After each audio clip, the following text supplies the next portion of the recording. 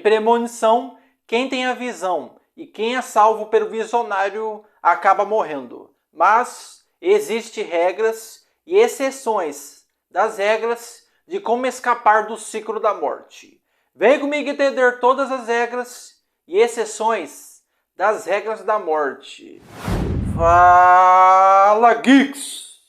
Regra de Premonição 1. Alteração da ordem da morte. Alex Browning teve uma visão que mudou tudo. Antes mesmo da decolagem, ele viu o avião explodir e, tomado pelo pânico, conseguiu sair da aeronave junto com alguns colegas. Minutos depois, o pesadelo se tornou realidade. O avião realmente explodiu. A partir daí, começou o jogo macabro da morte. Um por um, os sobreviventes começaram a morrer, na exata ordem que teriam morrido dentro do avião.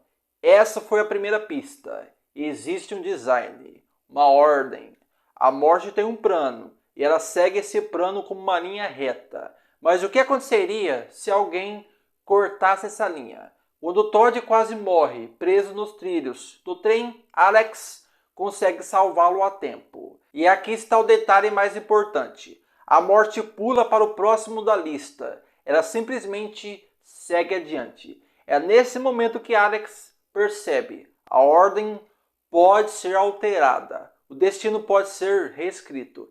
Essa é a regra de ouro do primeiro filme da franquia, Premonição. Com essa informação em mãos, Alex se torna obcecado. Ele estuda a sequência original da visão, tenta entender quem é o próximo. E então descobre, Claire está na mira. Um fio de alta voltagem está prestes a matá-la de forma brutal. Alex corre para o local e, num ato desesperado, se joga entre ela e a morte elétrica. Nesse momento, ele acredita que, ao morrer no lugar de Claire, o ciclo se encerraria.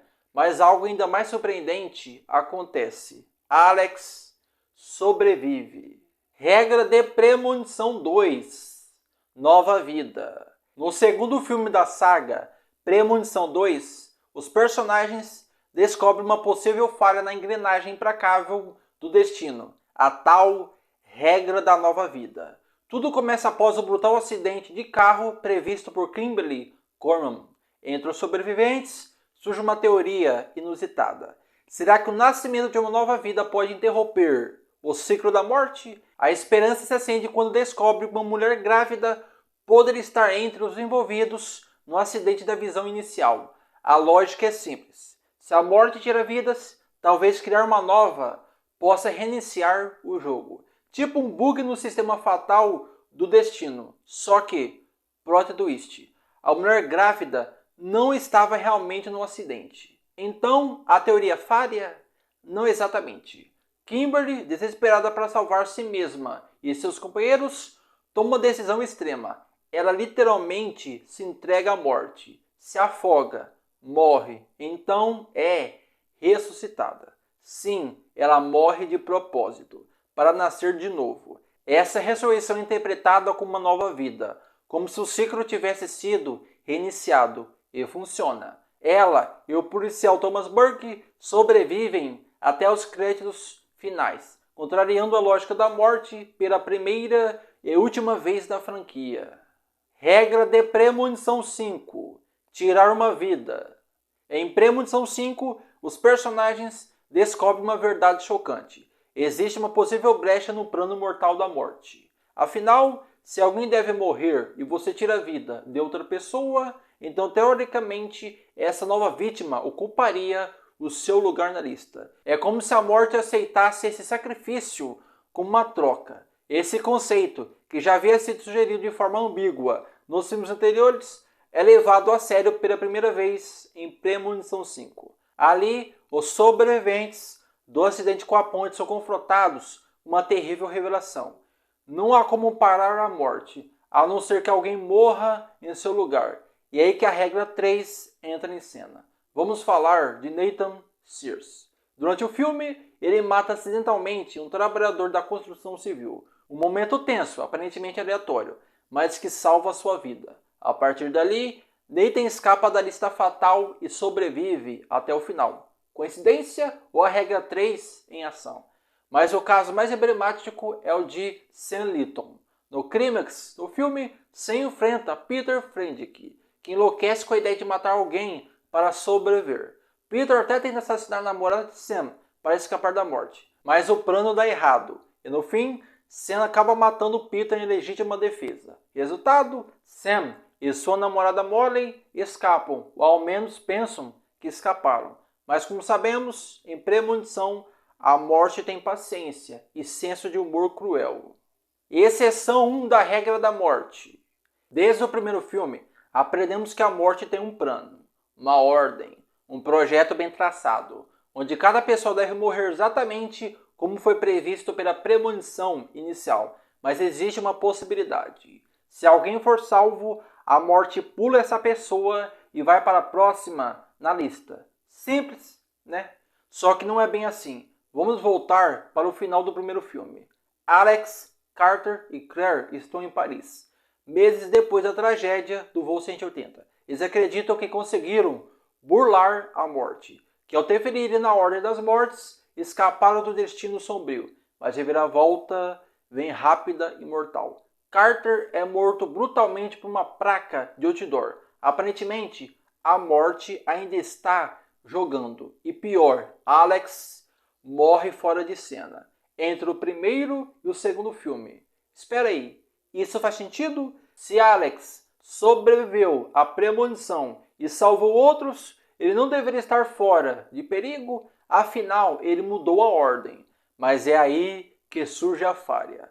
Lembra da cena em que Alex quase morre eletrocutado? Ele acredita que ninguém o salvou, mas os paramédicos apareceram logo depois. Isso levanta uma dúvida.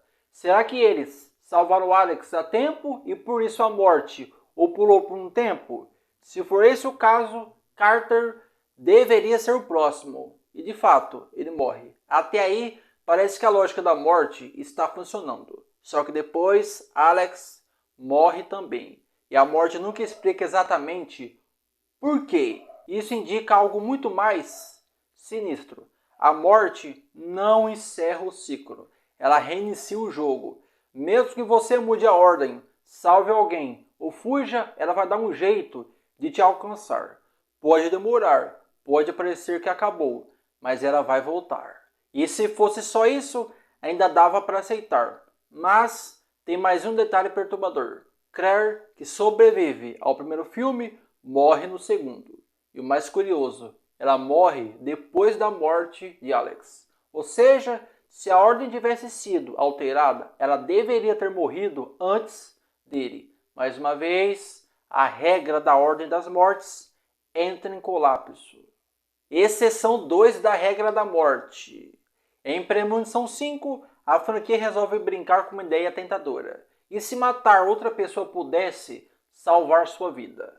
Parece algo sinistro e é mesmo. Mas para os personagens, era a única brecha no ciclo da morte que parecia inevitável. No filme, o personagem Nathan acaba matando um colega de trabalho acidentalmente. E aí que vem a revelação bombástica. Se você tira a vida de alguém, toma o lugar dessa pessoa no plano da morte. Em outras palavras, você rouba a vaga dela na lista de falecimentos. Soa sombrio, mas promissor, né? Sam escuta sobre isso e vê aí uma possível salvação. Talvez haja uma escapatória. Talvez ele e sua namorada Molly consigam enganar o destino. Só que Premonição nunca foi uma franquia de finais felizes. E aqui ela entrega um dos mais cruéis. Já perto do final, Sam e Molly decidem recomeçar a vida. Eles viajam para Paris, numa tentativa de seguir em frente. E aí vem a reviravolta que fez muita gente gritar. Eles embarcam no famigerado voo 180. Enquanto Alex Browning tem sua visão e convence algumas pessoas a sair do avião, Sam e Molly ficam. Eles são 2 dos 3 últimos sobreviventes do quinto filme. E agora, sentados ali, presos ao seu destino, não há mais fuga. O avião explode, o motor arremessado em direção a Nathan, o personagem que achava ter escapado ao matar alguém. E assim, com brutalidade e ironia, a morte fecha o ciclo.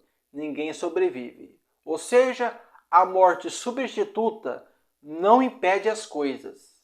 Regra de Premonição 6. Lista da morte corrompida. Antigamente era simples. Você escapava da morte. Ela vinha atrás de você, um por um, na ordem certa. Tudo muito limpo, muito matemático. Mas depois de tantos erros, tantos sobreviventes e linhas do tempo bagunçadas, a coisa saiu do controle. Agora, em premonição laços de sangue, a lista da morte está corrompida. Como software bugado, ela ainda tenta seguir uma lógica. Só que improvisa, remenda, muda de rumo no meio do caminho. É como se o próprio sistema estivesse tentando se consertar enquanto se autodestrói. Não existe mais uma ordem clara. As mortes parecem aleatórias, desconexas, mas no fundo fazem parte de um novo padrão, muito mais cruel e instável. Mas o que realmente apavora nessa nova fase? Você não precisa mais enganar a morte para ela vir atrás de você. Você pode simplesmente existir. Se alguém sobreviveu quando não devia, isso gerou um filho, um neto, um conhecido, essa pessoa é uma anomalia, um erro no código da realidade. E agora a morte quer apagar todos os vestígios desse erro. Se você não sobreviveu a nenhum desastre, não importa. Se você está aqui por causa de alguém que burlou o sistema, você é um alvo. Simples assim. Sabe aquelas premonições clássicas da franquia? Elas não são mais avisos, são sintomas. Sintomas de uma realidade colapsando, de uma linha do tempo que já não faz mais sentido. Se você está vendo o futuro, se tem aquela sensação de déjà vu constante, talvez seja porque você não deveria existir nesse presente. Você pode ser descendente de um sobrevivente, ou apenas próximo o suficiente de um deles para ser puxado para o buraco negro da anomalia. A morte está alertando, mas agora ela não quer mais que você fuja. Ela quer que você entenda que sua hora chegou, por causa de quem você é. Lembra daquele conceito de enganar o destino sacrificando outra vida no lugar da sua? Isso ainda existe, mas é uma aposta cada vez mais arriscada. Se você se matar para salvar alguém, pode até funcionar por um tempo, mas o sobrevivente se torna um erro ainda maior. Um vírus que se espalha. A morte volta, só que dessa vez ela vem com mais força. Ela não atinge só o sortudo, ela atinge o círculo inteiro ao redor dele. É como salvar um arquivo corrompido no HD quebrado. Pode até parecer que funcionou, mas o dano vai mais fundo, mais profundo, mais mortal. Agora segura essa. Você morreu, mas alguém te reviveu. Desfibrilador, RCP, milagre médico, show. Só que não é bem assim. Na nova lógica da morte, ser revivido é só comprar tempo. Não é redenção, não é liberdade. É só um intervalo antes do jogo recomeçar e dessa vez em modo pesadelo. A morte volta. Ela vem mais criativa, mais simbólica, mais violenta. É como se ela dissesse: você devia ter ficado morto. Agora vou te mostrar o que é morrer de verdade. E o pior de tudo, quanto mais você tenta lutar contra o sistema, mais destrutiva a reação. Se você é parte da ondulação, seja por herança ou associação, e tenta mudar o design, salvar alguém, avisar do futuro, alterar o curso, a morte faz um exemplo de você. As mortes viram espetáculos, sangrentos, teatrais, impactantes. E como se não bastasse, inocentes começam a morrer junto. Gente que nem estava envolvida é arrastada para o fogo cruzado. A cada tentativa de enganar o destino, você quebra ainda mais a realidade. E o preço disso é alto.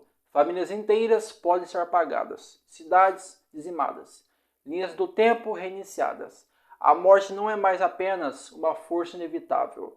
Ela virou algo muito pior. Ela é um vírus tentando apagar os erros da própria existência.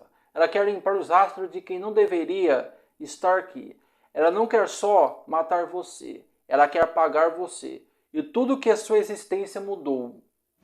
Agora comenta o que você achou das regras e exceções das regras. Se você tivesse a visão, qual das regras e exceção iria usar para sobreviver? Comente. E se você curte o universo de terror, se inscreva no canal. Aqui você verá todo tipo de conteúdo do universo de terror. Muito obrigado. Até a próxima. Fui!